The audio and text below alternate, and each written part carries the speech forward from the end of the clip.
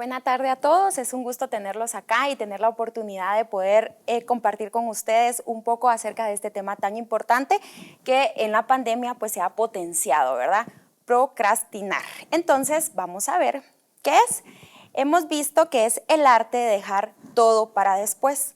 ¿Cuántas veces no nos hemos encontrado nosotros en esta disputa de hacer lo que tengo que hacer o ir a ver una serie? También hacer lo que tengo que hacer, ocuparme en mi teléfono, ver mis redes sociales. Es todo un arte y vamos a ver un poco de por qué se vuelve un arte para nosotros. Procrastinar, según la RAE, es diferir o aplazar. Sin embargo, para este tema se queda muy corta ese significado. Es mucho más que aplazar. Esto nos lleva a una mala gestión de nuestro tiempo, a la desorganización, estados altos de ansiedad y baja productividad, abarcando casi todos los roles en los que nos desempeñamos. Y cuando digo todos, es desde lo laboral hasta lo personal. Y la procrastinación tiene algunas etapas, y hoy vamos a conocer 3 de ellas. La primera es la incomodidad. Es cuando sabemos que debemos de hacer una actividad, pero nos genera desagrado, disgusto o no es de las actividades favoritas para hacer. Luego tenemos la ocupación. Es acá donde entra el arte de encontrar el pretexto perfecto para dejar de lado lo que tenemos que hacer. Hacemos actividades que nos gustan, actividades que nos generan placer. Y de último está la justificación. Y aquí es donde nosotros mismos encontramos la forma de justificar el no estar haciendo las actividades que deberíamos de hacer o tareas. Pero hay tipos de procrastinadores, también lo vamos a conocer hoy. Están los crónicos, que son las personas que dejan totalmente todas las actividades o responsabilidades de último, a tal punto que les generan las consecuencias más graves. Son las personas que están al borde de poder perder su trabajo, de no tener al día lo que deben de hacer, y esto poco a poco se va extendiendo a su vida personal, a su vida educativa o a cualquier área donde se desenvuelva. Estas consecuencias son tan graves porque la persona va a dejar de hacer lo que tiene que hacer y se va a volver un tanto, podríamos decir, ermitaña. Ya no va a querer salir porque sabe que en algún momento tendrá que enfrentar las consecuencias de no hacer lo que debe de hacer. Luego tenemos a los procrastinadores eventuales o esporádicos. La diferencia con el número 1 a este es que las personas que tienen que pausar sus actividades tienen un motivo real por cuál hacerlo. Una emergencia, tienen que hacer otra diligencia o en ese momento no tienen los recursos necesarios para poder seguir haciendo lo que deben de hacer. No buscan repetir esta conducta, es más, se sienten incómodos y para próximas oportunidades van a buscar la forma de abarcar cualquier imprevisto que tengan. Puede ser que nos hayamos identificado o que nos identifiquemos un poco de ambos. Este es el más común cuando las personas ya han tomado madurez en su trabajo, pueden saber las consecuencias negativas que tiene el no hacer lo que deben de hacer. Entonces, este es el más común. Sin embargo, los casos graves como el crónico también se dan mucho a nuestro alrededor y seguramente ahorita podrían estar pensando en alguien o en ustedes mismos que se ubican en estos tipos. También tenemos los tipos de procrastinar. Tenemos a las personas que lo hacen, pero también los tipos. ¿Cómo es que se hace? Y aquí es en donde nosotros empezamos a ver que esto no es algo a la ligera, que no es únicamente dejar de hacer lo que debo de hacer. Hay motivos por los cuales esto puede empezar a atacar nuestro cerebro. Y vamos a ver que la primera es por evasión. Esta tiene que ver expresamente con la parte de autoconfianza, miedo al fracaso, temor a poder hacer una u otra actividad. Esto se puede dar en cambios muy bruscos en nuestra rutina, cuando cambiamos de trabajo, cuando iniciamos una carrera, cuando sabemos que tenemos que hacer algo, un viaje. Esto puede hacer que nos querramos salir de la rutina que tenemos que hacer. También tiene que ver con el autoestima, que tan poco capaces nos sentimos para poder llevar a cabo la actividad o tarea que se nos está designando. Luego tenemos por activación y acá es donde viene la procrastinación con conciencia. Es cuando yo evito hacer esa actividad que no me genera placer, que no me hace sentir a gusto o que preferiría dejarla de último. Y tenemos la procrastinación por indecisión. Somos estas personas que luego nos dan una tarea y queremos buscar una manera óptima de poder llevarla a cabo. Sin embargo, cuando planificamos tantas opciones, llega el momento o el tiempo de cierre para nuestra actividad y ya tenemos que elegir cualquiera de las que teníamos, cuando muy posiblemente pudimos haber elegido la primera y continuar con nuestra actividad, pero la indecisión hace que nos aplacemos, que nos alarguemos y que no concluyamos las actividades o tareas como es debido. Bueno, pero ¿qué pasa con la procrastinación, y la salud mental? ¿Por qué se asocia? Justo ahora en COVID, con la poca sociabilización que teníamos, pues se hizo muy común que buscáramos refugio en nuestras redes sociales, en también estas aplicaciones para ver películas, y olvidamos un poco el poder hacer las rutinas como las hacíamos antes, pues que nos enviaran a casa.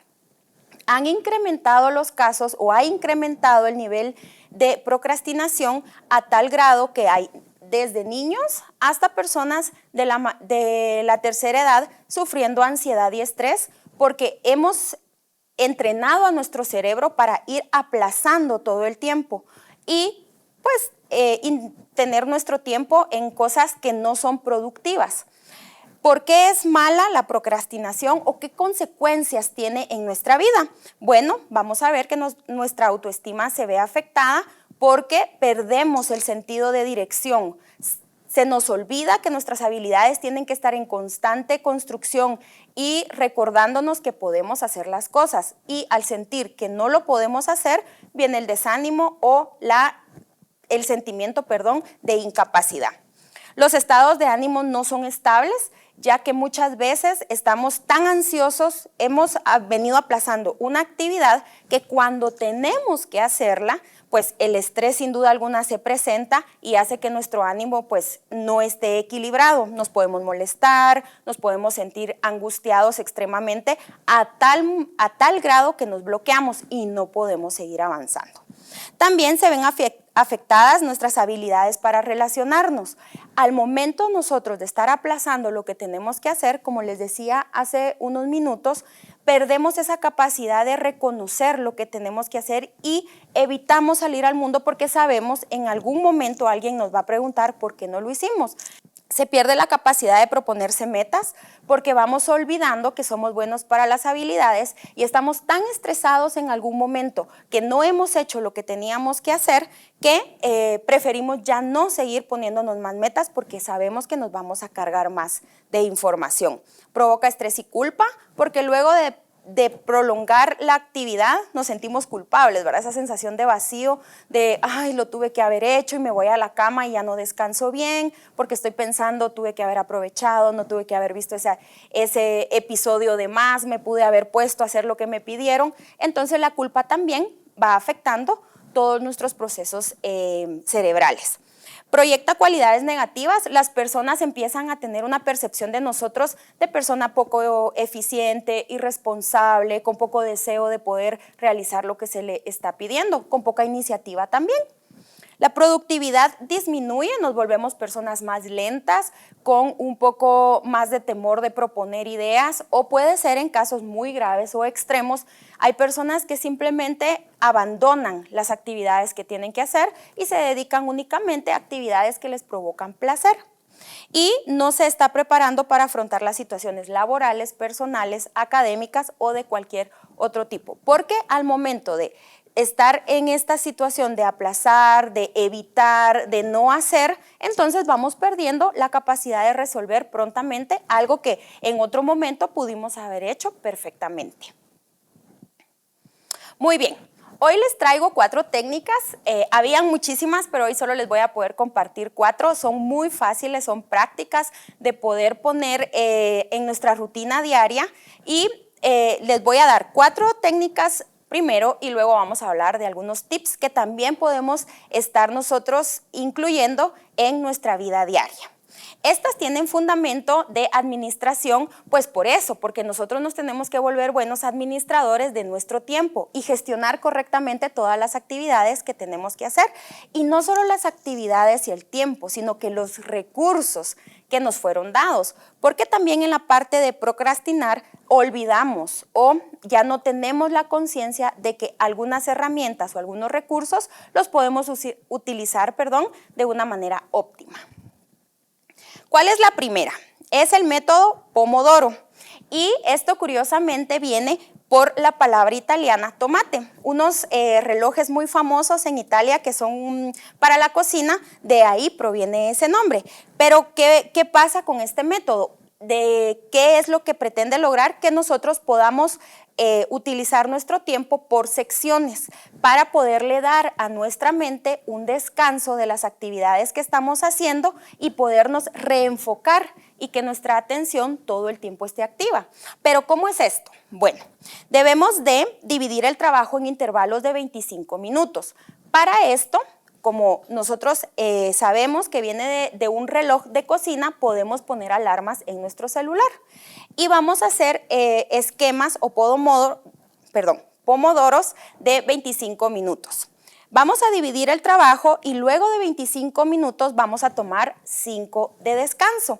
Nos podemos parar, acá vienen las rutinas saludables también para la atención. Nos podemos parar, tomar un vaso de agua, ir a una ventana y despejar nuestra mente y luego también con un cronómetro regresamos y volvemos a hacer otro bloque de 25 minutos.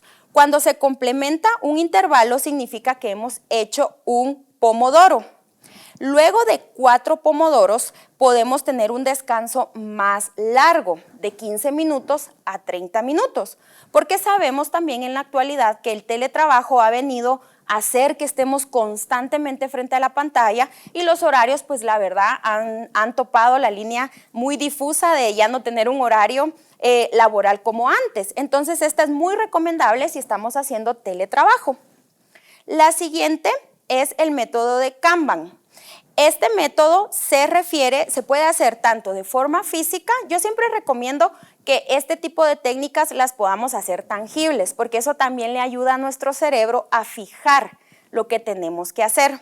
¿En qué consiste? Vamos a tomar un pliego de cartulina o lo podemos hacer de manera digital también y vamos a dividir la cartulina en mínimo 3 espacios. La propuesta que tenemos el día de hoy es en hacer, haciendo o hecho, pero ustedes pueden tomar como proyecto 1 en producción y finalizado, las palabras que mejor se acomoden para su rutina. Luego vamos a conseguir estos post-it o tarjetas digitales y en ellas vamos a colocar las actividades que tenemos que hacer. Es recomendable que no los saturemos, que podamos priorizar cuáles son las actividades que tenemos que hacer y que van a requerir más tiempo. Y esas sean las que tomemos y los podamos escribir en la parte de hacer o para hacer. Los escribimos en un post-it diferente y luego vamos escribiendo los avances que tenemos y cuando por fin la hayamos terminado, podemos ponerlo en finalizado o si ya no van a haber cambios, si ya no nos van a hacer devolución de información, lo podemos eliminar. E incluso podríamos agregar otra columna en donde diga entregado, aprobado. Y ya podemos tal vez no poner un post-it, pero sí tal vez un chequecito de listo. Tenemos el método GTD, Getting Things Done.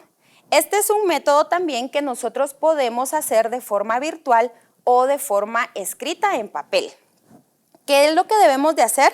Primero vamos a hacer una columna o vamos a hacer un apartado en donde pongamos o definamos las tareas que quisiéramos alcanzar.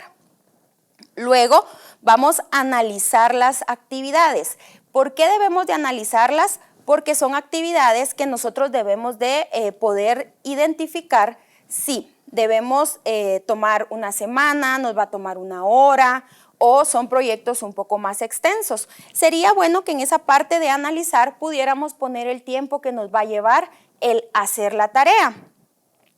Luego vamos a definir cuándo y cómo se va a hacer. ¿Ok? ¿Cuándo y cómo?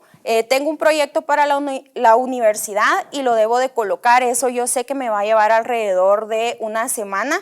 ¿Cómo y cuándo lo voy a hacer? Ok, tengo la rutina de mi trabajo y al venir a casa tengo que hacer 5 actividades. Después de estas actividades que tengo que hacer en mi rutina diaria, voy a tomar una hora para poderlo hacer. Eso sería cómo y cuándo. También les recomiendo que estos recursos se puedan tener en un espacio que esté destinado exclusivamente para las labores, ya sean de trabajo o educativas. Y después vamos a ver las tareas, si entran nuevas tareas, si, bueno, me dejaron otra tarea en la universidad que me va a llevar un poco más de tiempo, la puedo poner como en cola o en fila. Si llegaran tareas muy cortas, que no me van a llevar más de 1 hora, 2 minutos, podemos nosotros entonces hacer esas tareas que sabemos que tienen que salir en el día a día y las podemos quitar de una vez para no tener tan lleno nuestro recurso. Y luego se intenta cronometrar el tiempo que nos estamos llevando de tarea a tarea. También esto puede ser un recurso para ver qué tanto estamos dejando de lado lo que tenemos que hacer y ocupando nuestro tiempo en otras actividades. Entonces vemos que estas técnicas no solo nos sirven para poder mejorar la organización de nuestro tiempo, sino también nos van a dar una pauta para no darle tanto pie a procrastinar, ya sea que nos hayamos identificado como crónicos o estemos todavía en esporádicos o espontáneos. Pero estas técnicas, de cualquier manera, es importante que las podamos considerar para organizar nuestro tiempo. Luego tenemos la matriz de Eisenhower y él lo divide. Él nos dice que tenemos actividades urgentes, pero también hay actividades importantes, pero no son tan urgentes. Acá podemos ver nosotros en el ejemplo. También tenemos las actividades que son menos importantes, o sea, que no requieren tanto de nuestro tiempo o no las tengo que hacer a la brevedad, entonces las vamos a colocar. Y luego está lo importante, es como una escalera, ¿verdad? Vamos a ver que de primero está lo urgente o lo importante, eso es lo que tengo que hacer inmediatamente, lo que no puede esperar porque tengo fecha límite, porque lo tengo que entregar al otro día. Tenemos lo que es urgente y no importante, son cosas que, vamos a tomar el ejemplo de laboral.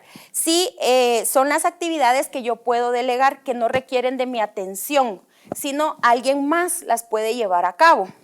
Luego tenemos lo no urgente e importante. Esto quiere decir que son actividades que no están dentro de la semana o que puedo agendar tanto día como hora para poderlas llevar a cabo. Podrían ser reuniones, tal vez algunas presentaciones. En mi caso, que soy docente también, puedo organizarme de esta manera diciendo, ok, tengo que preparar presentaciones para los chicos de la mañana porque soy orientadora escolar también. Esas son urgentes porque es mi trabajo de día a día, pero puedo dejar para la mitad de la semana completar los recursos que voy a utilizar para poder dar clases los sábados en la universidad. De eso se trata, de que podamos organizar las cosas según la importancia que tienen. Y luego está lo no urgente, no importante, también son actividades que podemos eliminar de nuestra lista. Muchas veces también nos topamos con que queremos tener el control de todo lo que está pasando con nuestro tiempo. Y a veces hay actividades que podemos dejar o podemos eliminar de nuestra lista de quehaceres, ¿verdad? Algo tan fácil como no voy a poner acá a responder mis WhatsApp si sé que es algo de amigos, ¿verdad? Sé que eventualmente ellos van a comprender que no respondí inmediatamente, pero es una conversación más liviana. O enviar algún recurso que me fue solicitado, esos podrían también ser actividades muy rápidas de hacer, que me toma 1 minuto hacer el correo, mejor lo hago de una vez y lo elimino definitivamente de mi lista de actividades pendientes.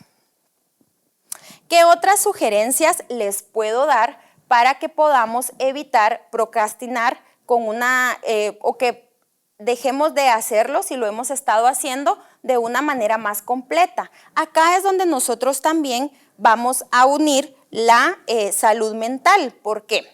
Porque durante toda la lectura que tuve acerca de este tema, que como les digo, a veces lo vemos en internet, en un post muy pequeño, abarca demasiadas cosas de nuestra integridad como personas. Y justo en uno de estos artículos y de esta información que yo encontré, me encantó que decía, conócete. Y qué importante, ¿por qué conócete? ¿Por qué tenemos que promover para poder evitar procrastinar? Conocernos, porque si nosotros sabemos cuáles son nuestras habilidades, cuáles son nuestros gustos, qué son las cosas que estoy haciendo por placer, entonces va a ser muchísimo más fácil enfocarme y encaminarme en las metas y objetivos que quiero trazarme en la vida. También el conocerme va a poder hacer que mi plan de vida sea más completo y no invierta tiempo en actividades o en situaciones que no están generando la satisfacción personal. También reconocer las habilidades y debilidades, estar muy conscientes que posiblemente se me facilita hacer resúmenes, hacer la parte operativa de mi trabajo, pero la parte de exposición, hablar enfrente de alguien, darle instrucciones, no es lo mío y está bien también conocerlo, porque muchas veces evitamos o tenemos rechazo hacia algunas actividades y las aplazamos por lo mismo, no sentirnos capaces o saber que va a tener un grado de dificultad y se me va a complicar un poco más que a mi compañero o a mi amigo que lo hace más rápido. No temas al fracaso, porque parte de toda esta gama de técnicas que les estoy dando es también de prueba y error. Puede ser que no todas las técnicas las podamos aplicar o se ajusten a mi realidad, entonces vamos a ir probando. Lo ideal es que si ya fracasamos en alguna actividad o no salió como nosotros lo esperábamos, podamos hacer un análisis de qué fueron los factores que no apoyaron en ese proceso, qué pasos me salté o qué pasos puse de más. Aleja los dispositivos que generen tentación. En esta parte pues es bien complicado porque muchas veces estamos trabajando o tenemos contacto desde nuestro celular, ¿verdad?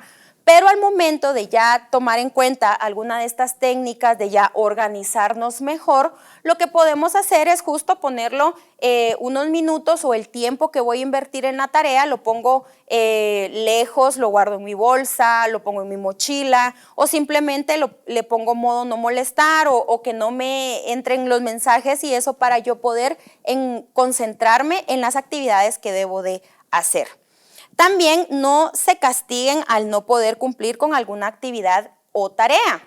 ¿Por qué? Porque muchas veces cuando estamos en esta parte de evitación de lo que debemos de hacer, llega la noche, como les decía al inicio, y nos estamos constantemente castigando, ¿verdad? Y luego hasta nos podemos poner castigos nosotros solos, así como, hoy no voy a ver mi serie. Y es un autocastigo que no debería de estar, porque si yo ya identifiqué que me está haciendo difícil el poder llevar a cabo mis actividades, entonces lo correcto es como tener un diálogo conmigo mismo y decir, ok, Pati, vamos a ser muy sinceros, estás viendo mucho tus redes y hoy justo tienes que entregar esta presentación, vamos a dejar el teléfono y vamos a trabajar. Pero ¿qué pasa si aún así no logré terminar la tarea? Seamos flexibles con nosotros mismos, vamos a tener más oportunidades de poder rectificar el camino. Solo tenemos que tener mucho cuidado en la parte de poder ser muy conscientes que hay actividades que las consecuencias sí pueden ser graves. Puede ser que me despidan, puede ser que yo pierda un curso en la universidad, puede ser que le falle de alguna manera a un amigo y no lo voy a poder remediar inmediatamente. En esos casos es lógico que nosotros vamos a sentir culpa, pero viene la parte de poder rectificar todas esas conductas. Rodéate de personas que te impulsen a crecer. Esto es muy importante porque muchas veces nos encontramos a ese amigo perfecto para poder evitar y aplazar las actividades, porque nos sigue la conversación, porque nos llamamos, porque estamos por iniciar y mira, nos vamos a tomar un cafecito. Entonces no está mal tener esas amistades, pero si nos rodeamos de personas que están constantemente trabajando por sus objetivos, vamos a empezar a ver también que nosotros modificamos algunas conductas y vamos a querer también no imitar, pero sí ir como a un ritmo más parejo y nos van a motivar a que podamos alcanzar nuestros objetivos. Durante el día, busca el espacio para reconectar contigo utilizando el agradecimiento. También en la parte de salud mental, para poder evitar el procrastinar, procrastinar, perdón, decían que era muy importante el agradecimiento, tener un momento de reconexión con nosotros. Tengo una agenda muy agitada, tengo muchas actividades durante el día, entonces yo puedo en algún momento, en uno de esos 5 minutos que tengo de descanso, irme o retirarme a un lugar donde pueda estar solo y puedo hacer ejercicios de respiración, puedo hacer ejercicios de agradecimiento, puedo solo sentarme un momento, cerrar mis ojos y conectar conmigo, recordar que debemos de agradecer por nuestro cuerpo, por nuestra mente, porque nos está dando las herramientas y la energía para poder hacer todas esas actividades que tenemos. Entonces, a mí me gustaría que esa número 9 fuera como a la par de la número 1, ¿verdad? Conocernos para poder conectar con nosotros mismos y así poder ser más productivos y eficientes en nuestra vida. Y cuida la verbalización, la forma en la que nosotros nos hablamos, el diálogo interno que tenemos, también puede provocar que nosotros seamos personas que evitan las responsabilidades. Puede ser que yo todo el tiempo me estoy diciendo, no, pues si siempre te tardas, es que eso es muy difícil para ti, es que ay, sí podés trabajar a última hora, bajo estrés es mejor, te salen mejor las cosas. Todos esos diálogos incorrectos generan que nuestra mente lo crea. Entonces, vamos a empezar a dejar las cosas de último y vamos a podernos convertir en crónicos, y que es algo que deberíamos de poder evitar. Estas son las sugerencias que yo tengo para ustedes para poder evitar el aplazar las cosas que tenemos que hacer. Entonces, no sé si hay algún comentario, algo que quisieran compartir. Para mí es un gusto el poder estarles compartiendo sobre este tema y les agradezco su atención.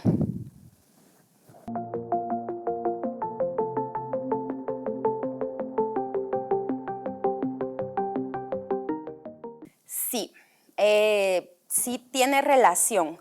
Creo que hay una línea muy delgada en la que una pudo haber empujado a la otra. Sin embargo, cuando ya estamos en algún proceso de diagnóstico, nosotros hemos visto que nuestra salud mental se está viendo afectada, definitivamente procrastinar va a ser una de esas características que vamos a tener, porque nuestros estados de ánimo bajan, entonces no tenemos la energía suficiente para poder hacer las actividades diarias. Lo peculiar en esta situación es que cuando hay una depresión, vamos a evitar o aplazar hasta las actividades más cotidianas, como comer, bañarnos, poder hacer el súper o hacer las cosas que tenemos que hacer en casa. Entonces sí puede ser un factor y es una característica de las personas que están atravesando un trastorno de depresión.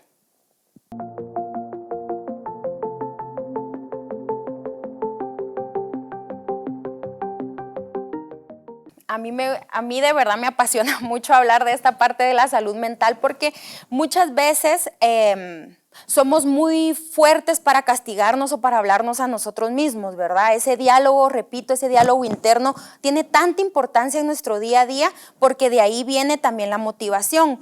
Muchas veces no es que necesitemos como un cartel de ánimo o que nos estén diciendo eso constantemente. Puede ser que yo esté aplazando las actividades y se me esté olvidando sentir ese éxito, ¿verdad? Y para la motivación creo que vale mucho poder recordar todas las cosas buenas que hemos hecho, todas las cosas importantes que hemos logrado y saber y reconectar otra vez con ese pensamiento.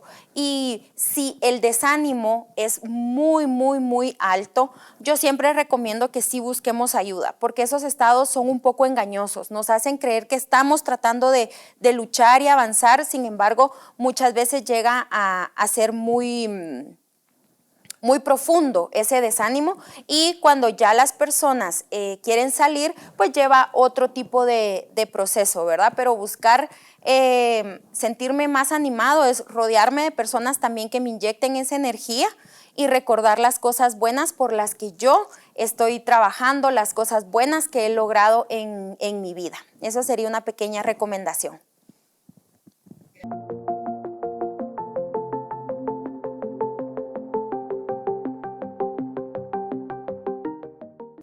Ok, sí, yo creo que estas técnicas también se pueden aplicar en niveles, ¿verdad? Las personas que son extremadamente necesitadas de tener el control del minuto 1 al 50 que van a utilizar, y estamos las personas que tal vez no trabajamos de esa manera, pero sí, por ejemplo, podemos organizar nuestro día en la mañana. Si yo sé que tengo que hacer 4 actividades, tal vez no las voy a colocar en un cuadro o en uno de estos recursos, pero sí las puedo colocar en una libreta que yo tenga, que lleve en mi bolsa o que lleve en mi carro, y poner al menos, sí poder detallar qué actividades tengo que hacer en el día.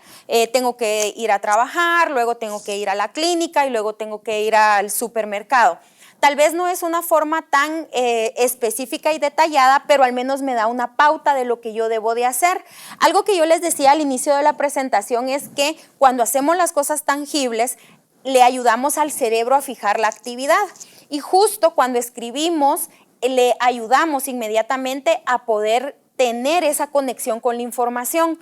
Sé que los dispositivos han venido a poder colaborar mucho, pero yo sí les recomiendo que tengamos una libreta o un cuaderno en donde sepamos que durante la semana, por ejemplo, tenemos que trabajar, pero también tenemos que combinar con la universidad o con otras actividades, que al menos sí pongamos. O sea, el lunes tengo que hacer estas 3 actividades y el martes pues no hay nada importante, es la rutina del día a día, pero el miércoles sí tengo que ir al doctor, por ejemplo, o tengo que ir a recoger a alguien o tengo que visitar a una persona, como solo tener estos pequeños recursos visuales para saber que sí tengo actividades por hacer y que son actividades que no puedo aplazar. Tal vez podríamos tomar la de los post-it también, y solo tenerlo como un recurso visual. Si no queremos tener el cuaderno porque no nos gusta llevarlo, podría ser solo eso, ¿verdad? O una nota de voz o una nota en nuestro teléfono si nos parece más cómodo, o un pequeño recordatorio en el teléfono también. No es necesario detallar exactamente la hora o el momento que vamos a trabajar, pero al menos sí tener una pauta de lo que debemos de hacer. Muchas gracias. Mi nombre es Patricia García y estoy para servirles. Que tengan un excelente día.